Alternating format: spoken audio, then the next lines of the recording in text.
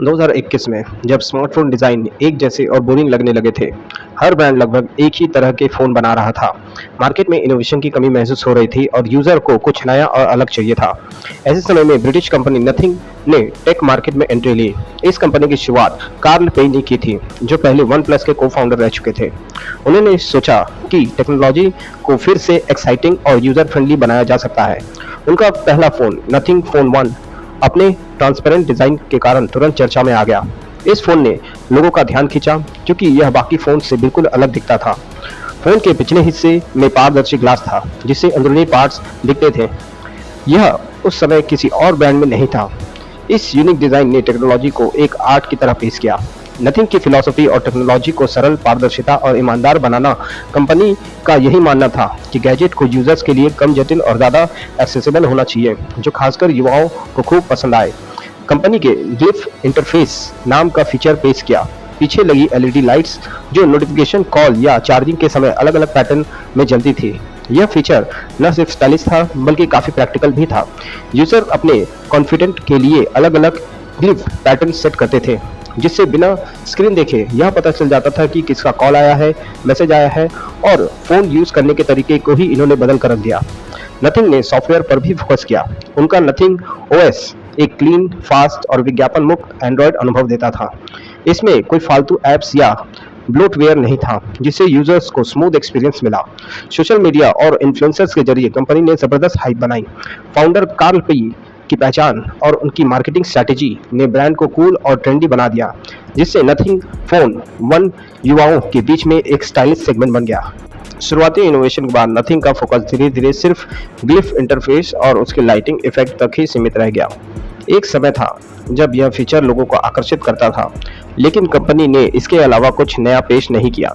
दूसरी तरफ बाकी कंपनियां फोल्डेबल्स, एआई और स्मार्ट सॉफ्टवेयर जैसी नई टेक्नोलॉजी को लगातार आगे बढ़ाती रही, जिससे बाजार में उनकी पकड़ और मजबूत होती जा रही थी। ग्लिफ लाइट की खासियत अब पुरानी और सीमित लगने लगी थी।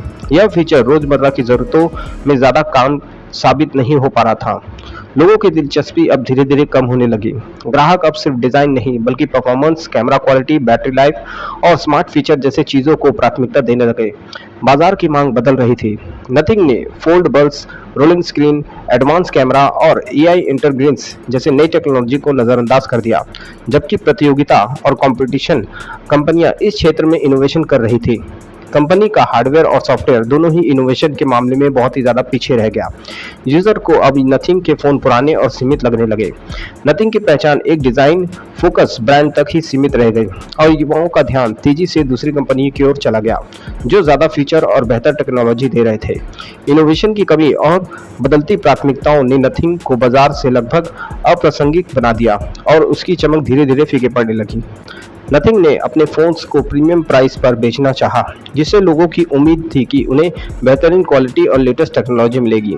लेकिन जब ग्राहकों हार्डवेयर और फीचर्स को करीब से देखें तो उन्हें लगा कि कीमत के हिसाब से फ़ोन में कुछ कमी है और यह प्रीमियम टैग सही नहीं बैठता। उदाहरण के लिए फ़ोन 3 के फ्लैगशिप प्रोसेसर की जगह स्टैंड डाउन चिप थी, जिसे परफॉर्मेंस में भी समझौता करना पड़ सकता था। दूसरी कंपनियां जैसे सैमसंग और शाओमी उसी कीमत में ज़्यादा पावरफुल प्रोसेसर और बेहतर फीचर दे रही थी, जिससे ग्राहक उनकी तरफ आकर्षित हो रहे थे। मिड रेंज सेगमेंट में भी शाओमी और पोको जैसे ब्रांड ज़्यादा फीचर, बेहतर बैटरी और कैमरा क्वालिटी के साथ ज़्यादा वैल्यू दे रहे थे। नथिंग के फ़ोन दिखने में ज़रूर सुंदर और यूनिक थे। उनका ट्रांसपेरेंट डिज़ाइन लोगों को आकर्षित कर रहा था, लेकिन परफॉर्मेंस, कैमरा और बैटरी के मामले में वे बाकी ब्रांड से पीछे रह गए थे, जिससे यूजर्स को निराशा हो रही थी। आज के ग्राहक वैल्यू फॉर मनी को सबसे ज़्यादा महत्व देते हैं और नथिंग इस रेस में बहुत ही पीछे रह गया था। नतीजा सेल्स में गिरावट आई, ब्रांड की छवि ओवरप्राइस हो गई और कम वैल्यू देने वाली बन गई। कीमत और परफॉर्मेंस का यह असंतुलन नथिंग के पतन का सबसे बड़ा कारण साबित हुआ, जिससे कंपनी को अपनी रणनीति पर फिर से विचार करना पड़ा। सॉफ्टवेयर अपडेट अब स्मार्टफोन खरीदने का एक बड़ा फैक्टर बन चुका था। गूगल और सैमसंग 6-7 ईयर तक अपडेट दे रहे थे, जबकि नथिंग सिर्फ 3 ईयर एंड्रॉयड अपडेट दे रहा था। यह सिक्योरिटी अपडेट तक ही सीमित रह गया।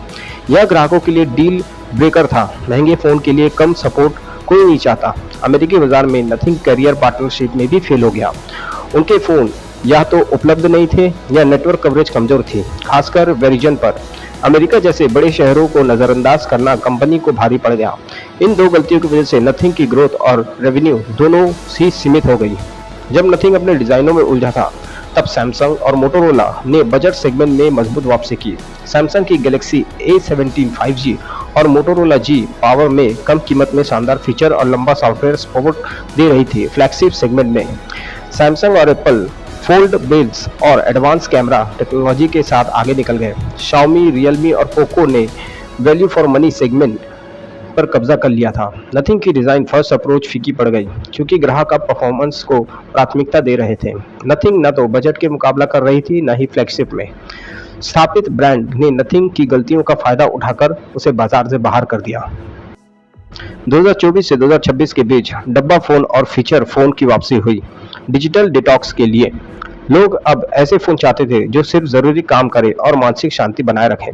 नोकिया, HMT और मुनिंदा जैसे स्टाइलिश, मजबूत और लंबी बैटरी वाले फीचर फोन लॉन्च किए गए। नथिंग, जो खुद को मिनिमलिस्ट ब्रांड कहता था, इस ट्रेंड को पहचान नहीं पाया। ग्राहक अब डिजाइन से ज्यादा लंबी सपोर्ट, मजबूत नेटवर्क और अच्छी दौर वाली बैटरी को महत्व देने लगे थे। नथिंग अपने ग्लिफ लाइट और डिजाइनिंग में ही उलझा रहा, जबकि ग्राहक व्यवहारिकता चाहते थे। ब्रांडिंग और प्रोडक्ट के बीच में यह विरोधाभास भी नथिंग के पतन का कारण बना। 2026 तक नथिंग का पतन लगभग तय हो चुका है। सबसे बड़ा सबक, सिर्फ अनोखा डिजाइन या मार्केटिंग लंबे समय तक सफलता नहीं दिला सकता। इनोवेशन लगातार जरूरी है और ग्राहकों की बदलती जरूरतों को समझना भी। बुनियादी चीजें जैसे कि performance, camera, battery, software support को नजरअंदाज करना भारी पड़ सकता है। बाजार को समझना और ट्रेंड के साथ ढलना जरूरी है। नथिंग ने अमेरिकी बाजार और डब फोन ट्रेंड को मिस कर दिया। टेक इंडस्ट्री में टिके रहना मुश्किल है। हर दिन नई चुनौतियों और प्रतियोगिता आती रहती है। नथिंग की कहानी एक केस स्टडी है। ग्राहकों की बात सुनना और लगातार सीखते रहना, यही सफलता की कुंजी हो सकती है।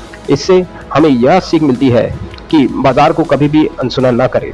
अगर आपको ये वीडियो अच्छी लगी तो इस वीडियो को लाइक करें, चैनल को सब्सक्राइब करें और हाँ, उस बेल आइकन को दबाना ना भूलें ताकि आपको मेरी लेटेस्ट हर वीडियो की नोटिफिकेशन मिलते रहे। तब तक के लिए मिलते हैं अगले वीडियो में। तो जय हिंद दोस्तों।